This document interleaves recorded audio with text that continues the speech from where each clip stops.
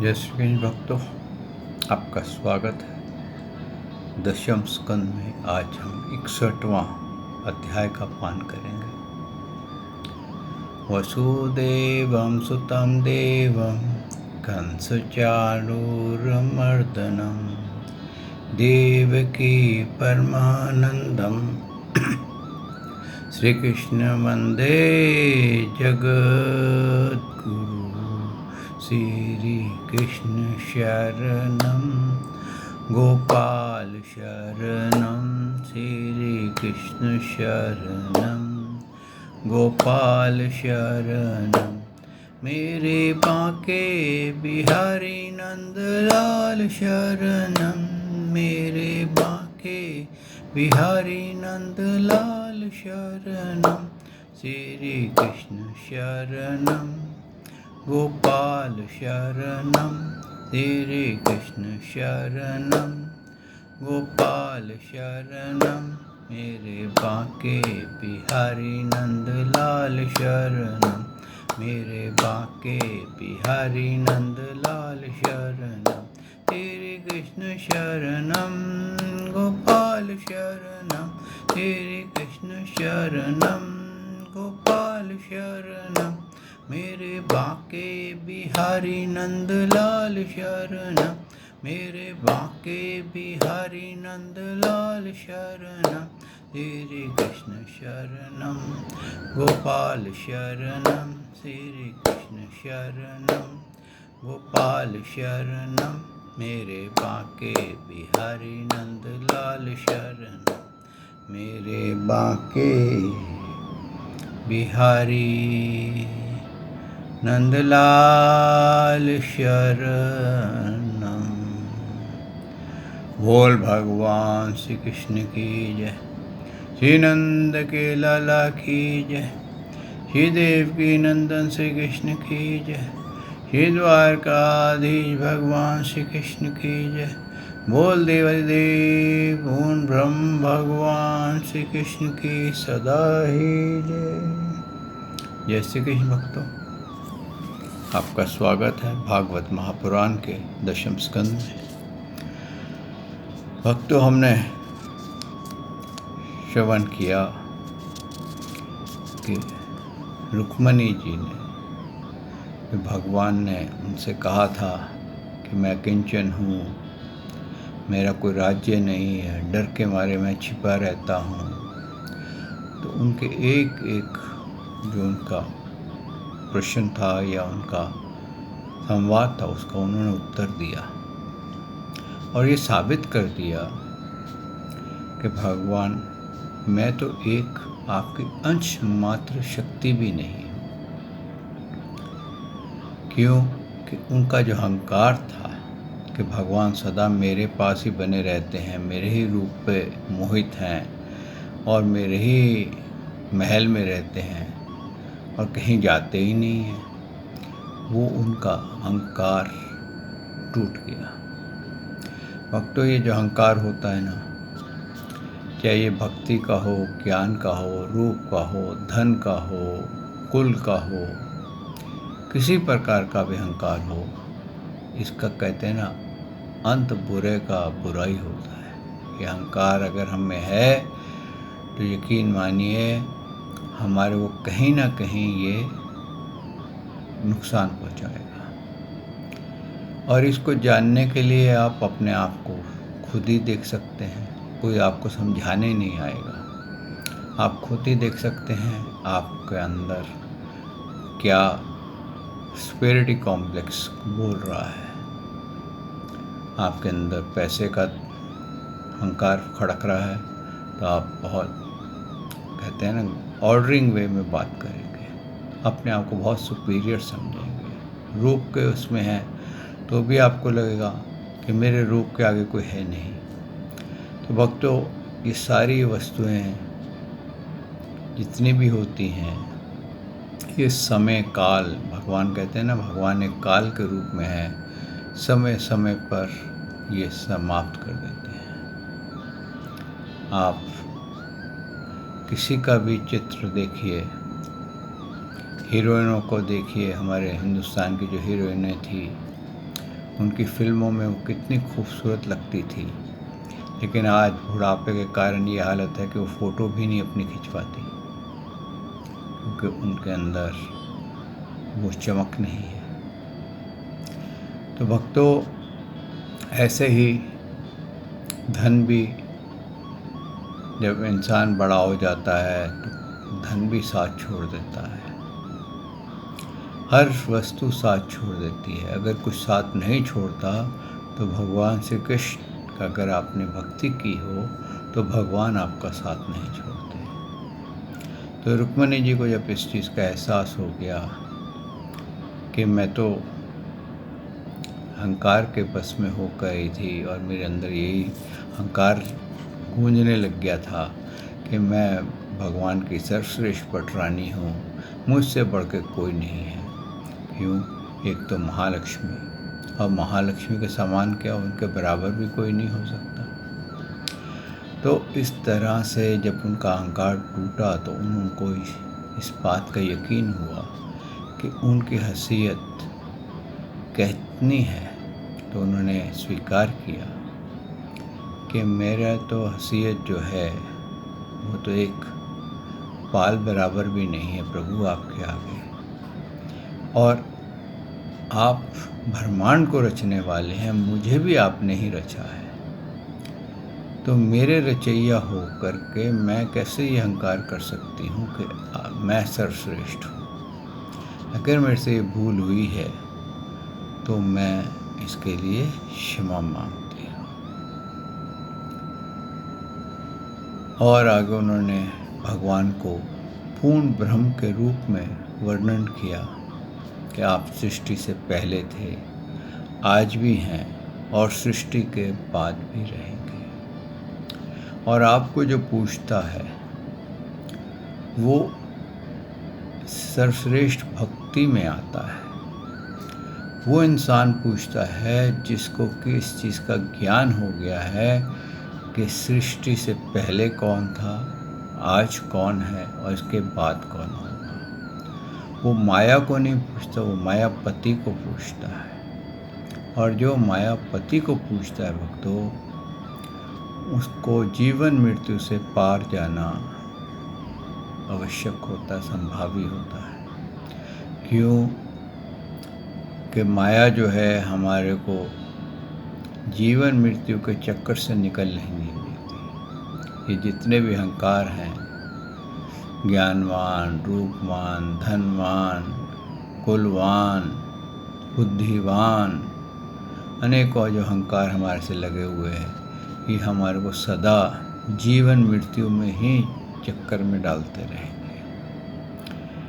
तो जब ये अहंकार समाप्त हो गया तो भगवान ने उसको प्रसन्न करने के लिए कहा, मैं तो एक हंसी मजाक कर रहा था। क्योंकि गृहस्थी जो होता है उसका यही लाभ होता है कि वो अपनी पत्नी के साथ हंसी मजाक कर सकता है।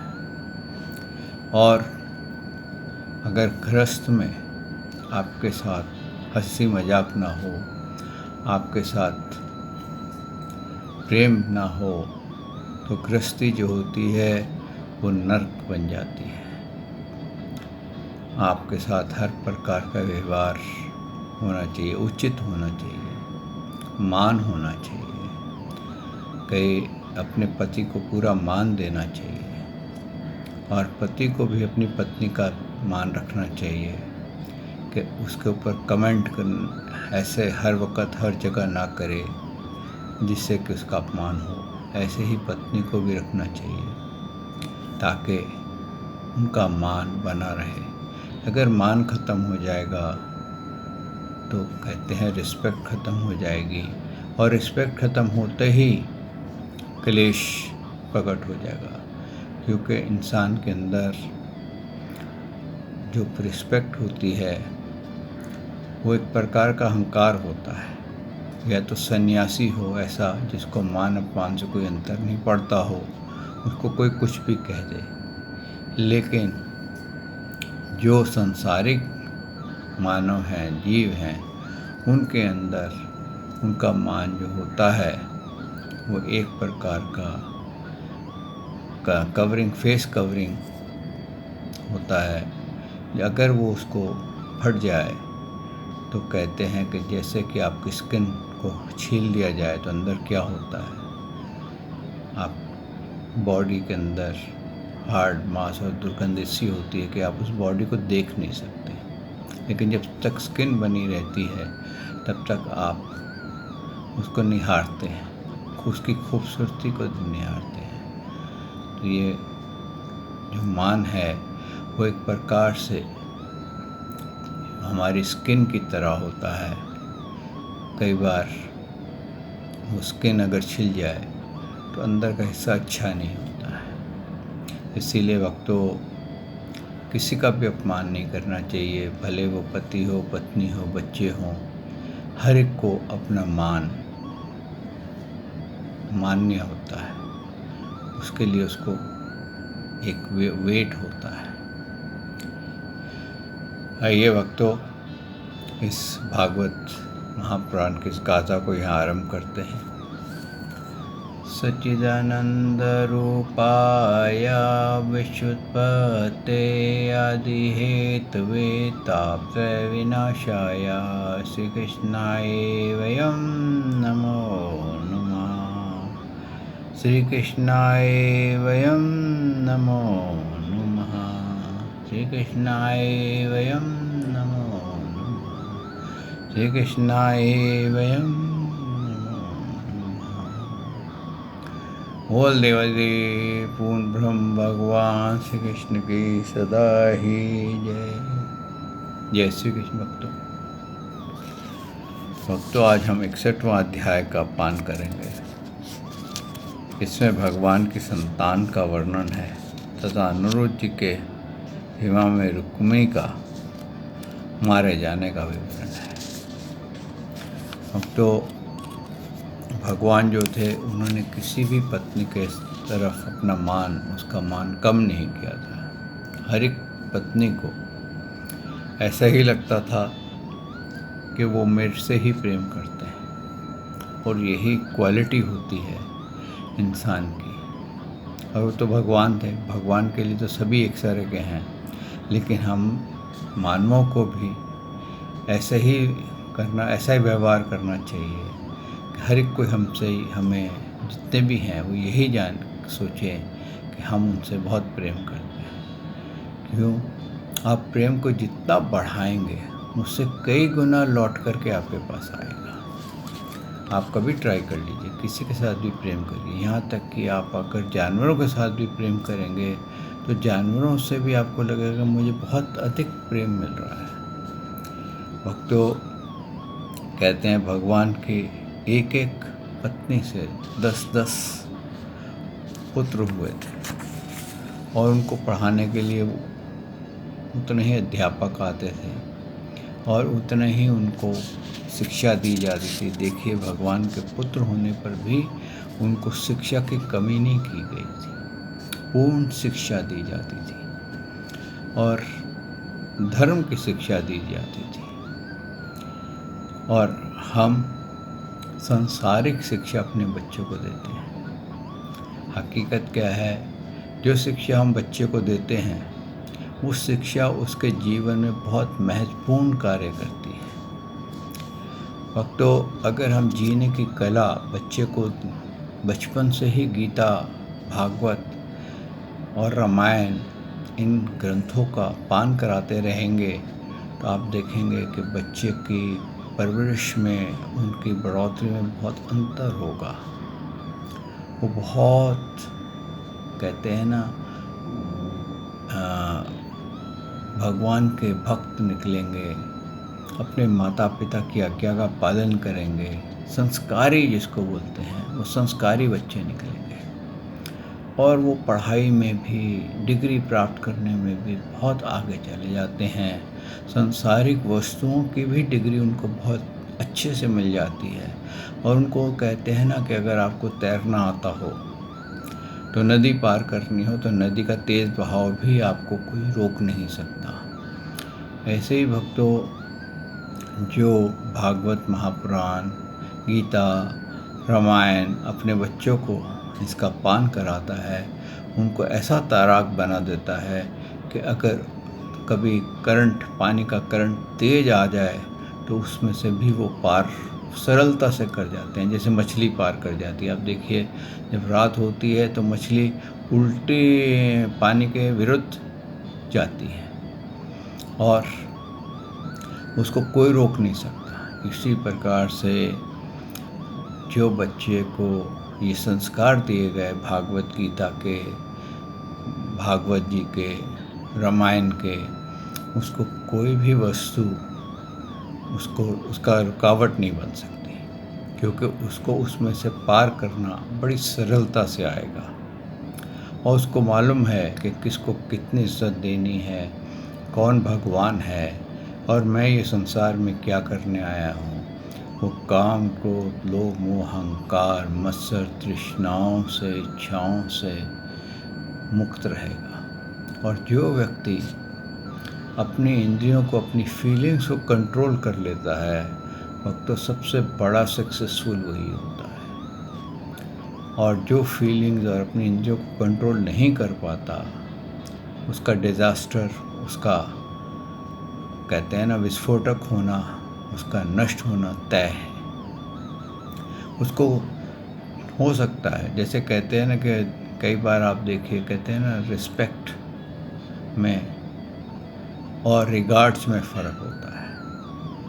आप पैसे वाले हैं तो एक वॉचमैन खड़ा हो जाता है, आपको रिस्पेक्ट दे देता है, लेकिन अंदर से आपको कहता है अरे यार ये तो साला चोर है, चोरी करता है। क्यों खड़ा हुआ? क्योंकि आप वो खड़ा होकर सल्यूट मारेगा और आप उसको 100 रुपया दे देते हैं, लेकिन अंदर से वो आपको रिगार्ड्स नहीं करता है। तो इस तरीके से भक्तों, एक ऊपर से रिस्पेक्ट देनी होती है, एक भीतर से रिस्पेक्ट होती है। जो गीता, भागवत और इसमें श्रवण किए होते हैं, उनको हर जगह अंदर से रिस्पेक्ट मिलती है। मन से दिल करता है कि इनके आगे हम जाएं, इनको मिलें, इनसे प्रसन्न हों, और कोशिश होती है कि हमसे ये बात करें। तो भक्तों, ये बहुत बड़ा इसमें भेद है।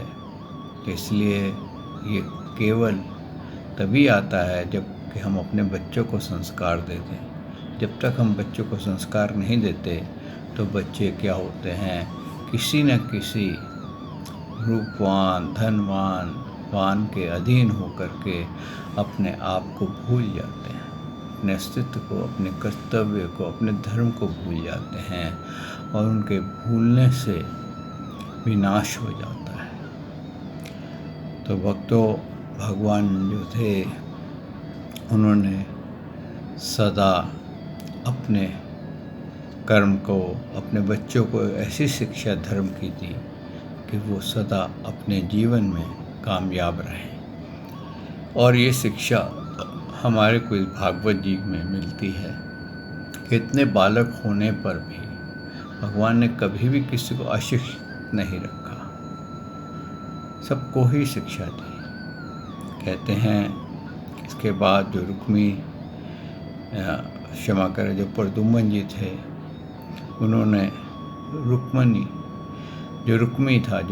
रुक्मणी जी का भाई था, उसकी बेटी से स्वयंवर किया था, जबकि वो उसको वैर ठाने हुए था, लेकिन फिर भी बहन का मान रखते हुए उसने उसको एक्सेप्ट कर लिया। और इसके बाद कहते हैं प्रद्युम्न जी के पुत्र हुआ था अनिरुद्ध, और अनिरुद्ध जो था, उसने रुक्मणी के मन में आया कि मैं अपनी बहन का प्रिय करूं। क्यों आया? क्योंकि उसको पता चल गया कि ये तो बहुत पावरफुल, भगवान श्री कृष्ण तो बहुत पावरफुल हैं, लेकिन वो उनको भगवान के रूप में नहीं मानता था। उसको ये था कि बहुत पावरफुल, अब यदुवंशियों में बहुत शक्तिशाली हैं और इनके पास दिव्य शक्तियाँ भी हैं। तो उसने अपना रिलेशन स्मूथ करने के लिए अपनी पोत्री का विवाह अनिरुद्ध जी के साथ कर दिया। और अब जब विवाह कर दिया तो कहते जब बारात वहाँ पहुँची हुई थी तो वहाँ पर रुक्मणी जो था, उसके मन में बलराम जी का हंसी उड़ाने का मन किया। क्या होता, देखिए, किसी का मजाक उड़ाया जाए, किसी को अपमानित किया जाए, तो कई बार वो अपमान जो होता है ना, बहुत भारी पड़ जाता है। तो उसने उनके लिए चौसर बिछाई और उनके साथ चौसर खेलने में लग गया। और अभी रुक्मी जो था वो चतुर था, वो उल्टे पुल्टे दाव खेल करके जीत लेता था। तो ऐसे बलराम जी को चौसर तो खेलनी आती ही नहीं थी लेकिन शौक था, व्यसन पर। कई बार होता है ना, हमारे को कई चीज़ें खेलनी नहीं आती, लेकिन जब हम किसी डिज्नीलैंड या इधर उधर जाते हैं तो कोई गेम्स को देख के हम अट्रैक्टिव हो जाते हैं, हम खेलना शुरू कर देते हैं, भले ही हम हार जाएं। ऐसे कसिनो में भी होता है, कसिनो में कई गेम्स चल रही होती है, तो कोई ना कोई गेम हमारे इंद्री को खींच के ले जाती है और हम उसमें खेलते हैं, उसमें हारते भी हैं, जीतते भी हैं। जीते तो भाग्य है, हारे तो भी भाग्य है, लेकिन अक्सर हारते हैं। और जो चतुर होते हैं वो जानते हैं कि कैसे दाव खेलना है और उसमें से वो निकल जाएंगे। जैसे शकुनी था, उसने कौरवों का राज्य जीत लिया था। तो इस तरह से क्षमा करें, उसने पांडवों का राज्य जीत लिया था। और इस तरह से कहते हैं उसने दाव खेले, और फिर बलराम जी ने दाव खेला तो बलराम जी जीत गए। लेकिन रुक्मिणी कहने लगा, नहीं नहीं, ये तुम नहीं जीते, मैं ही जीता हूँ। ज़बरदस्ती उसने वहाँ से जो मोहरें दाव पे लगी थी वो उठा ली। तो इतने में आकाशवाणी हुई कि ये दाव जो है ये बलराम जी ने जीता है। इस तरह से उसने कहा, मैं इस आकाशवाणी को नहीं मानता, और तुम लोग तो ग्वाले हो, और तुम्हारा को तो चौसर तो खेलनी आती नहीं है, आकर के बड़े बड़े आदमियों में बैठ जाते हो, पहले कुछ मैनर सीख के आओ। इस तरह से उनका उपहास उड़ा दिया। अब बलराम जी जो थे वो जब क्रोधित हो गए तो उन्होंने, कहते हैं, एक ही मूसल के वार से रुक्मी की नमो नमाया कर दी। और भगवान श्री कृष्ण और सब लोग, कहते हैं, चुपचाप पुत्र वधू को लेकर के द्वारका आ गए। और रुक्मिणी जो थी वो भी बड़े चंबे में पड़ गई, मेरे भाई को मार दिया। लेकिन भगवान ने कुछ नहीं कहा। लेकिन देखिए रुक्मिणी जी का संयम, उनको जब ये पता चला कि मेरे भाई ने बलराम जी का उपहास उड़ाया है, तो उन्होंने उसका कोई आदर नहीं किया। कोई ऐसा नहीं करा कि आकर के घर में झगड़ा किया हो, मेरे भाई को मार दिया, क्या हो गया अगर थोड़ी हंसी कर ली, ऐसा कुछ नहीं कहा।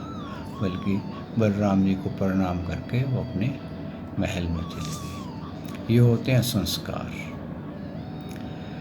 कि लड़कियां जो होती हैं उनको अपने ससुराल वालों की मान इज्जत का पूर्ण ख्याल रखना चाहिए,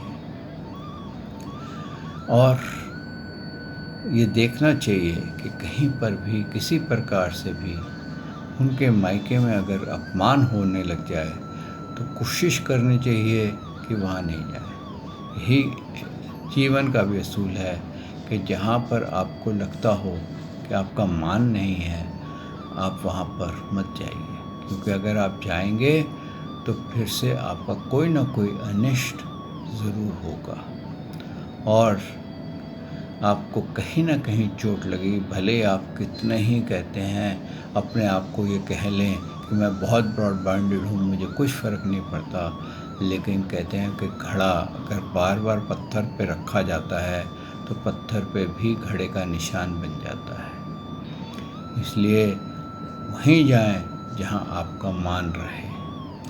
तो भक्तों, आज हम इस अगले अध्याय में चलते हैं। 62वां अध्याय है उषा अनिरुद्ध का मिलन। भक्तों, जो उषा थी ये वानासुर की बेटी थी, बहुत सुंदर थी। एक दिन उसको रात को सपने में आया कि एक राजकुमार के साथ वह विहार कर रही है। तो उसके अगले दिन जब वो सुबह उठी तो बड़ी लज्जा रही थी। उसकी एक मंत्री की कन्या थी चित्रलेखा। तो उसने पूछा कि भाई तुम ऐसा क्यों लजा रही हो, ऐसा क्यों ऐसे चल रही हो जैसे तुम्हारी शादी हो गई है, क्या हुआ है, क्या करा है। वो कहती है कि मैंने एक राजकुमार, एक युवक के साथ सपने में विवाह किया है और मेरे को लज्जा आने लग गई है तब से।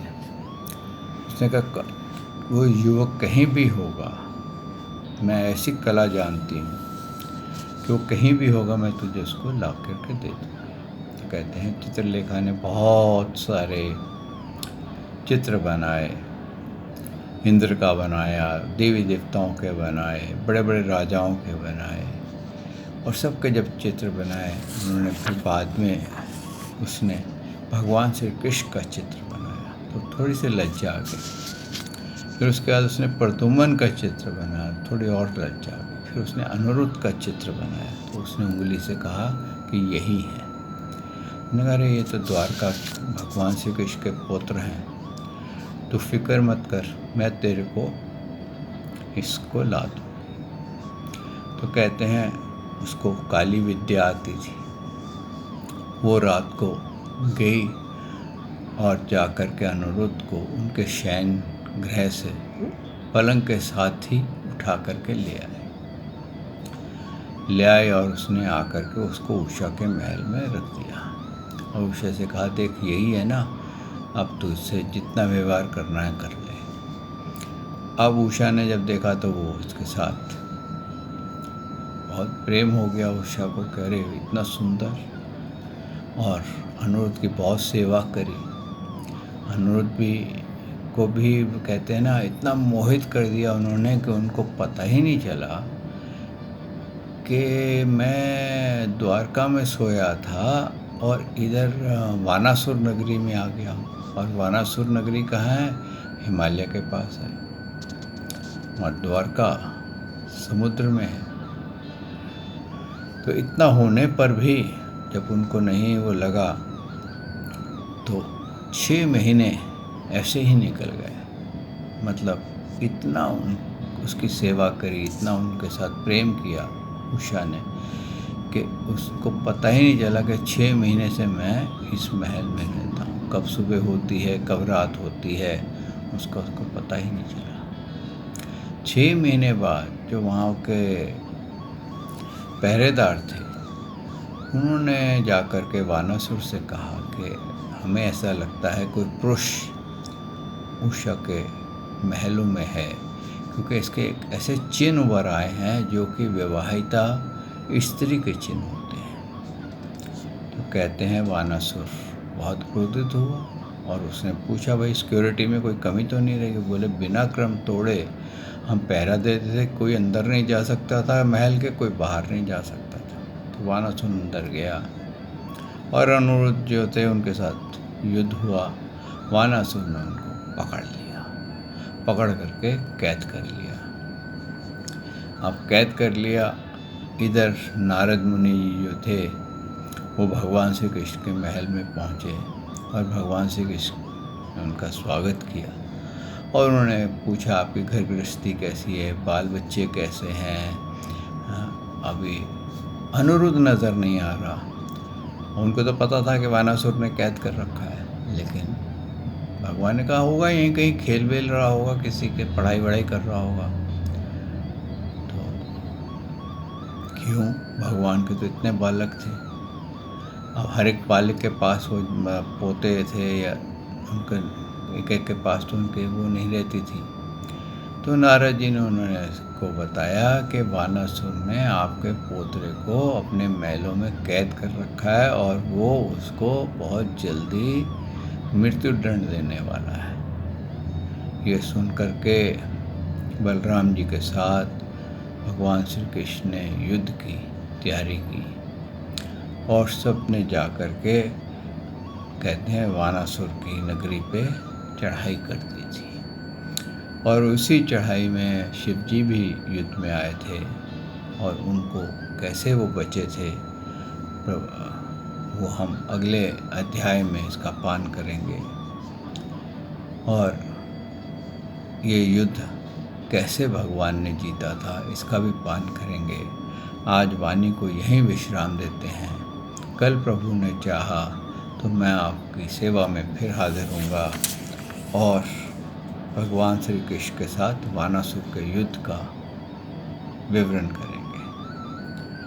श्री कृष्ण शरणम गोपाल शरणम, श्री कृष्ण शरणम गोपाल शरणम, मेरे बांके बिहारी नंदलाल शरणम, मेरे बांके बिहारी नंदलाल शरणम, श्री कृष्ण शरणम गोपाल शरणम, श्री कृष्ण शरणम गोपाल शरणम, मेरे बांके बिहारी नंदलाल शरणम, मेरे बांके बिहारी नंदलाल शरणम।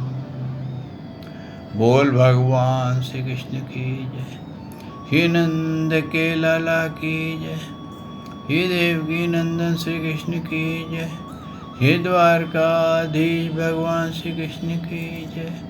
बोल देवादिदेव पूर्ण ब्रह्म भगवान श्री कृष्ण की सदा ही जय। जय श्री कृष्ण भक्तों।